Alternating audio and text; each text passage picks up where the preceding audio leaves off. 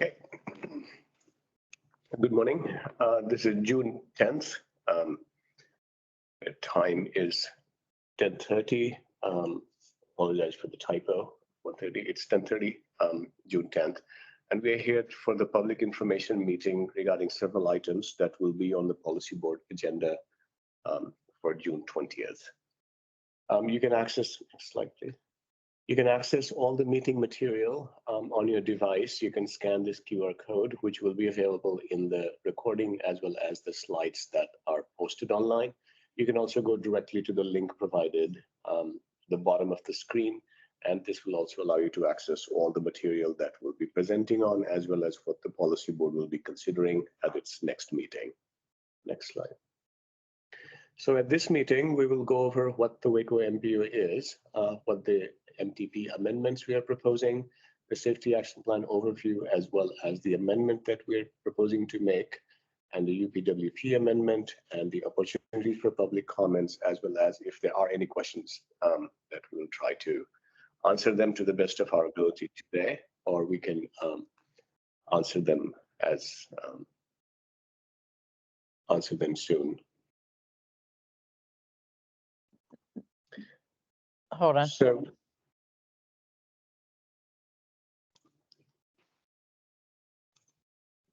hello, Meg. Hi, how are you? Good. Welcome. So next slide, please. So Waco MPO, we provide the platform in which we gather the local input into the long-term transportation decisions that we make for the regional.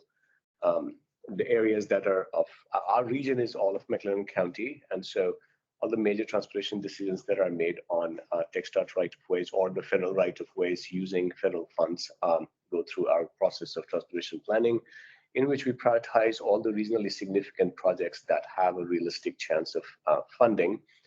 In that sense, this is not only conceptually important, but also practically significant that these projects have a very realistic possibility of coming online. We also make decisions on how federal highways and transit funds are going to be used within the Waco region, which covers all of McLennan County. And we also assist the local government and TxDOT in identifying what the regional priorities are. We also guide what the future of transportation networks should look like and how should it function for users of all abilities. Next slide. The federal transportation planning process, as suggested, and something that we closely follow, it allows us to continually improve what the overall transportation system looks like, and the systemic approach that USDOT proposes, and we use some versions, most of it, is to analyze and evaluate how on track a program or strategy is to achieving its desired outcomes, goals, and objectives. So we always begin with a strategic planning process in which we identify what the regional vision and the goals are going to look like, and we consider what the alternate improvement strategies need to be. That forms the basis for the development of our long-range transportation plan, in which we evaluate and prioritize the different strategies, and also we develop the final transportation plan, which then forms the basis as the new fundings and new considerations come online. We develop the Transportation Improvement Program, which is our 4-year program that identifies the project that have funds that are directly allocated to it. And once the projects are developed and completed, they feed into our systems operation, by which we do the performance measurement. That then allows us to go back to asking ourselves the question of what our regional vision and goals now need to be based on the system operations that we monitor on an annual basis. The feedback always involves discussions on economic development, budgets, public engagement, Title VI concerns, air quality, as well as environmental issues. Next slide. So Waco MPO is responsible for coordinating and consensus building role to plan and fund transportation projects. And MPOs are required for all areas in the United States which are declared urban areas of 50,000 population or higher. And we typically work very closely with USDOT, TxDOT, Public Transit, McLennan County, local tribal governments, public safety and public health organizations, private industry, school districts, as well as community advocates. We are governed by a 20-member policy board that represents all the units of government in the in McLennan County, including the county itself, city of Waco, as well as several cities with a population of 5,000 or more.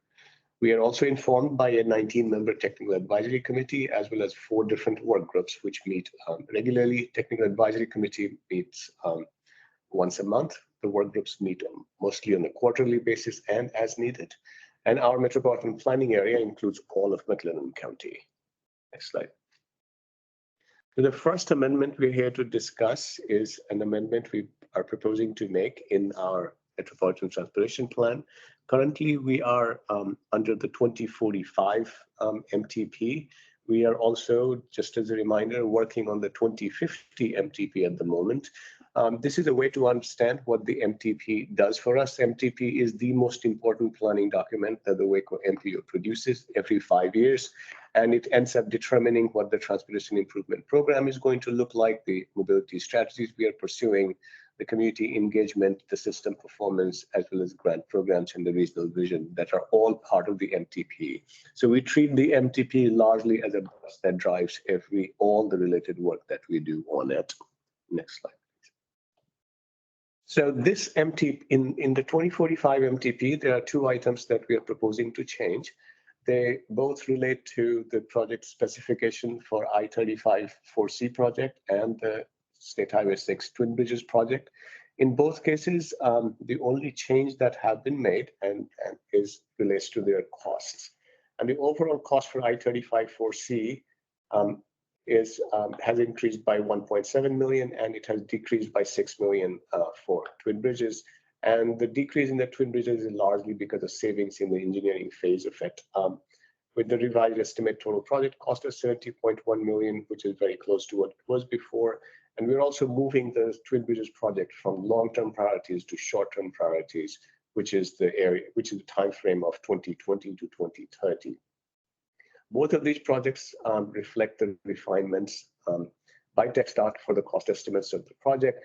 As the project begin from the design engineering, these estimates change over time, and our MTP as well as TIP need to have the same level of coordination between them so that these estimates are identical in the 2 documents. And so at this point in time, what we are proposing is to revise our MTP estimates for these 2 projects. And in addition to moving this Twin Bridges project from long-term priorities to short-term priorities. Next slide. We're also going to talk briefly about the amendments we are proposing to the Comprehensive Safety Action Plan. Next slide, please. We have adopted the 2024 Waco MPO Safety Action Plan, which covers all of McLennan County. It was developed with inputs from all the cities, county, TxDOT, and several stakeholders. It includes all the crash data, safety analysis, and what the proposed safety projects and countermeasures need to look like. And one of the important part about 2024 MPO Safety Action Plan is that for any unit of government to be eligible for applying for an implementation project, it is required that the agency be part of a comprehensive safety action plan. So with the adoption of 2024 Safety Action Plan by the Waco MPO Policy Board on April 29th, all the units of government in McLennan County are now eligible to apply for implementation grants, which the deadline has passed for the current year. However, we are anticipating 2 more rounds of funding for SS4A in 2025 and as well as 2026. Next slide. What these contain is, here's an example of what they typically look like. Just as an example, this is about City of Belmead. It gives an overview of what the area is, and also does a deep dive into the crash data that is analyzed by both mode and severity. We look at all the previous 10 years of crash data and analyze them to develop understanding of what the nature of crashes look like. Next slide. Based on this, we identify corridors as well as intersections that need to be treated. And here is an example of what our corridor-based analysis looks like. So in case of City of Belmead, US 84 shows what some of the most problematic roadways are, and this is one of the most problematic one in the City of Belmead. And we also propose interventions based on what the Federal Highway Administration calls the proven safety countermeasures. And so you can see that what the definition of this corridor looks like, what it actually does, and what the pedestrian traffic looks like, analyzed the collision severity, manners of collision, and based on that, it identified what the collision profiles are, which further helps us identify what the safety countermeasures need to look like. Next slide. The safety countermeasures for most of these projects come from this particular toolbox that has been proposed by the US DOT and is being widely adopted across the country. Next slide. So the amendment that we are considering here, next slide, is that since the adoption of the Comprehensive Safety Action Plan, we have also added collision analysis for cities of Beverly Hills, Bruceville, Eddy, Lorena, and Riso. And we have also added projects and initiatives such as the safety project, pedestrian safety improvement for McGregor schools, as well as the project on Fort Graham Road and Colson Road intersection, and the planning initiative of doing Hewitt Drive truck circulation feasibility studies, because we realized that certain amount of collisions were due to lack of appropriate facility for truck circulation that typically tries to access some Hewitt area locations off I-35. Next slide. We are also adding an appendix to the Comprehensive Safety Action Plan, and it is a comprehensive list of original crash reporting and information system. Do I have the acronym right? For Chris? Yes. Categories and their respective new grouped categories so that we could create a dashboard. Signatures are added to the letters of support and resolutions, and some minor scrivener's errors are being fixed for this final document. And this will be on the proposal for June 20th meeting of Policy Board for this particular amendment, and that will complete this round of work on development of the Comprehensive Safety Action Plan, which we will revisit on an annual basis. Next slide. The last set of amendment we are proposing is for the Unified Planning Work Program. Next slide. UPWP is our MPO's work plan and operating budget. We typically do it for 2 years. And currently we are in fiscal year 2025 and 2026 fiscal years. And it identifies how the federal highway and transit planning funds are, how do we intend to use them. It breaks them down into different tasks and estimates the total amount of federal planning funds that are available. We also identify by each task how much money does the MPO intends to spend on each task to accomplish, and how the total funds are going to be used. The amendments we are proposing are the following. Next slide. So first, just as a brief background, TxDOT Commission decided to allocate $50,000 to each MPO for doing some safety action planning activities from its statewide planning and research funds. And each MPO in the state of Texas was allocated $50,000. However, since Waco MPO already has the SS4A funding to develop its own comprehensive safety action plan that was much larger in scope from what was expected from this set of funding, these MPOs that had access to either SS4A funds or other means to develop a comprehensive safety action plan were given the option of using the $50,000 in a manner different from what was originally proposed. There are 6 MPOs across the state that chose this option, including Waco MPO, and that money was recently made available. However, the related requirement was to include this $50,000 in the current UPWP. Only then the money could be used for any additional safety planning activities. We intend to use the $50,000 to utilize some speed feedback signs, since that was one of the important recommendations that came out of our comprehensive safety action plan. However, in order to do that, it is imperative that we have our UPWP reflect that $50,000, and this is approved by the TxDOT as well as Federal Highway Administration. Second related item in the UPWP amendment is to transfer the $100,000 that we had allocated in special studies to long-range planning. Originally, when we were drafting the UPWP, we had added $100,000 in special studies with the expectation or anticipation that as we are developing the 2050 MTP, we might need consultant services to complete portions of it. However, we have changed our strategy, and we feel that it is better used to hire research assistants to do specific work within that. And currently we have one person who is assisting with the overall MTP analysis for financial forecast, as well as we intend to bring in 2 more research assistants to deal with and create a snapshot of what the air and water quality concerns in our planning area look like. And so we intend to move that $100,000 from special studies to the long-range planning task. Next slide, please. Public comment opportunities. We have, so session of comments begins today, and it will end on June 19th, 2024. You can submit the comments online at the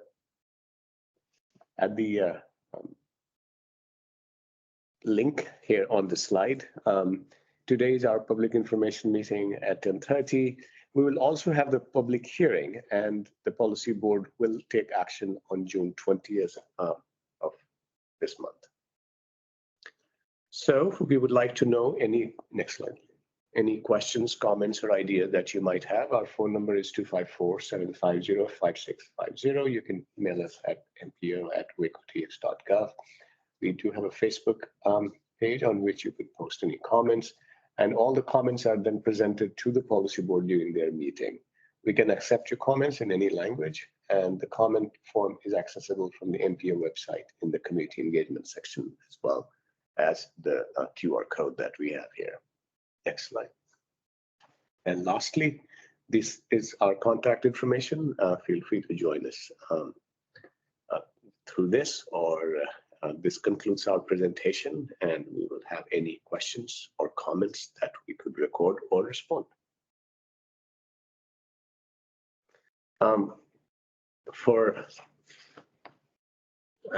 Before we stop recording this, I entirely forgot and apologize for introducing the Waco MPO staff in this meeting.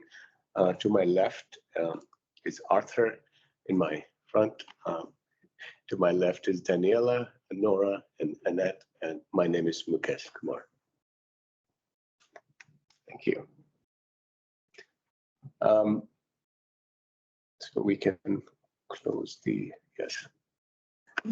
Meg, we are happy to take any comments or question, and we actually have one more person now. How wonderful. Hello, Jimmy. Meg, you're muted, Meg. Jamie is also from Mobilize Waco. Wonderful. Yeah. So Suzette had just put out the word that there was a comment period thing. So I guess we both thought we'd jump on. Yeah, wonderful. Yes. I'll give a comment that's not related to the things presented here. I just want to kind of report from the field that the new micro dash service that I'm sorry, Waco Transit, yes, has begun, is a great encouragement to some of the people that I have met in those zones, particularly people who have some mobility limitations. Whether or not they use wheelchairs, in some cases it's just people who can't walk very far, and they're really their excitement and pleasure to know that they can get to places like the library or the doctor's office without spending a couple hours on the green buses or paying for an Uber is really good to see. So that's somewhat under y'all's purview, I think. So I just wanted to give that positive feedback. Thank you. We'll share this with the policy. Yeah. I don't know what happened to Jimmy. I see 2 people on there, but I'm not sure who are they. I think you found. Yeah, he must have dropped off. Yeah. Okay. Well, it looks like it's ending, so. Thank you so much for joining us. All right. Bye-bye. Bye.